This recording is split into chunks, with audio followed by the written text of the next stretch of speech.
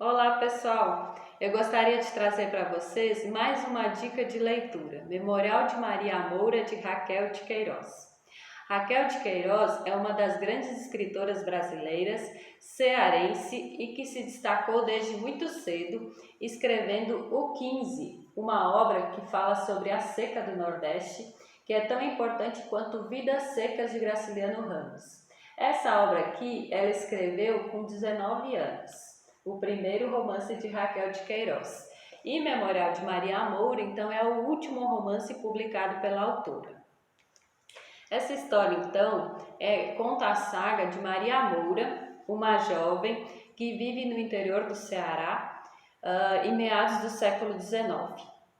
Maria Moura demonstra desde muito jovem que ela não vai se submeter aos ditames de uma sociedade patriarcal, nem à vontade dos seus primos que tentavam domesticá-la e transformá-la em uma mulher dentro das conveniências sociais.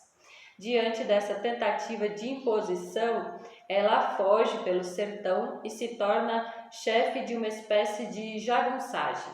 Mas Maria Moura tinha grandes planos. Ela não queria apenas ser uma pessoa que vive livre pelo sertão, roubando, se apoderando de coisas que não eram dela. Ela queria ter poder, ela sabia que o dinheiro representava poder e ela, enquanto mulher, precisava então demonstrar a sua força diante dessa sociedade que tentava dominá-la. Para demonstrar um pouco essa personalidade de Maria Moura, eu vou ler aqui para vocês alguns parágrafos da página 120 e também da 124. A minha ideia era ir levando os cabras a se acostumarem na luta, porque da luta é que ia sair o nosso pão de cada dia. Tinha muito com quem se brigar nesse mundo afora, porque eu já estava convencida de que nesta vida quem não briga pelo que quer se acaba. Eu queria ter força, eu queria ter fama, eu queria me vingar. Eu queria que muita gente soubesse quem era Maria Moura. Sentia que dentro da mulher que eu era hoje não havia mais lugar para a menina sem maldade, que só fazia o que a mãe mandasse ou que um pai permitisse. Então aqui ela já está na estrada, em busca do sonho dela, junto com seus jagunços, que obedecem às suas ordens e aceitam a sua liderança. E ela já demonstra então o quanto é importante a luta para que ela possa atingir os sonhos dela. E ela pretende então ter fama, ter poder, e ela também tem um desejo de vingança desses primos dela. E isso que alimenta muito a continuação desse objetivo dela. Então aqui na página 124, segundo parágrafo. Pensava em primeiro lugar no que eu ia fazer quando se acabasse o nosso dinheiro de prata, que nem era tanto. Ficar roubando bode, garrote nas fazendas, léguas abaixo, isso não era para mim. Eu queria era coisa grande, era poder na minha mão. Eu sentia e ainda sinto que não nasci para coisa pequena. Quero ser gente, quero falar com os grandes de igual para igual. Quero ter riqueza, a minha casa, o meu gado, as minhas terras largas, a minha caboeira me garantindo.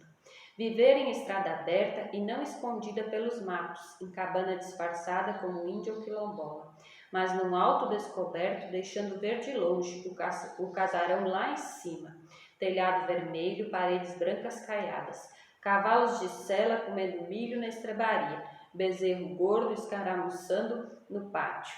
Quero que ninguém diga alto o nome de Maria Moura sem guardar respeito e que ninguém fale que Maria Moura seja fazendeiro, doutor ou padre sem ser de chapéu na mão.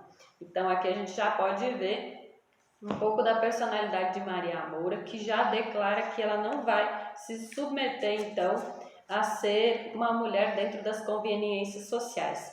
E o desejo dela então é ter poder e ter dinheiro, porque assim ela acha que ela vai garantir respeito.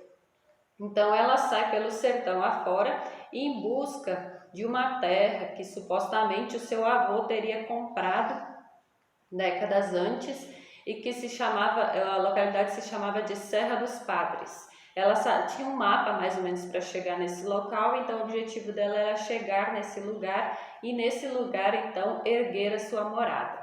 E o seu patrimônio foi se fazendo então a custas de vários roubos, de apropriações indevidas de vários bens pela estrada, que ela dividia de forma que ela mesma decidia com os seus jagunços. Então ela chega, enfim, na Serra dos Padres e lá ela ergue a sua morada. Paralela à fuga de Maria Moura pelo sertão, nós temos também a fuga de um padre, que por conta da quebra de um voto muito sagrado na sua profissão, que é um voto que ele quebra não por vaidade, como faz o padre Amaro de Eça de Queiroz, mas por amor, ele acaba tendo sérias consequências por causa da quebra desse voto. E por conta disso ele corre risco de vida e precisa fugir também pelo sertão. Toda vez que ele se estabelece em uma pequena cidade, ele cria afeto, cria relações bem interessantes com as pessoas da localidade. E como ele é uma pessoa letrada, ele ajuda muito nesses locais onde nessa época a questão do analfabetismo era uma realidade. Acontece que toda vez que descobrem quem ele é, ou que ele desconfia que podem estar atrás dele, ele precisa fugir novamente. Ele vive nessa constante fuga até encontrar asilo, então, na morada de Maria Moura. Então, os caminhos deles, que se cruzam desde o início da história, vão se cruzar de novo no final da história. E essa história, então, ela é cheia de aventura, é uma luta não apenas externa de Maria Moura e também do padre, mas é uma luta interna dessas pessoas que tentam então se sobreviver diante de uma sociedade que é impositiva, que é cheia de regras, mas que eles querem também ter a sua vida, a sua liberdade. Então, Maria Moura, Memorial de Maria Moura, pode ser para muitos uma forma da gente poder refletir sobre as imposições de uma sociedade patriarcal e também as formas de lutar pela nossa liberdade, pelos nossos desejos e como muitas vezes as memórias também nos perturbam.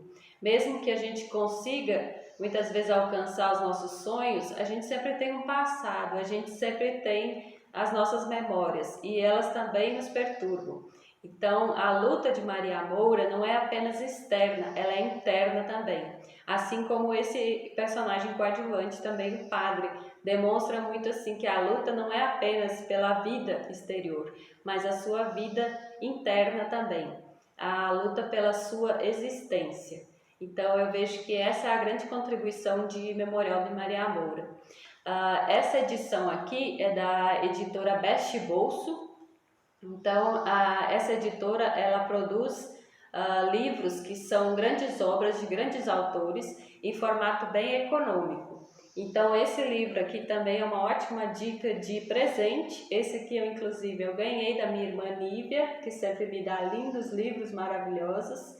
E eu acho assim, presentear com livros é sempre uma grande ideia, porque a pessoa pode não ler na hora, mas dali 2 anos, 3 anos ela vai ver aquele livro e ela pode então ter acesso a uma grande obra. Essa aqui é uma excelente dica então de leitura, uma excelente dica de presente.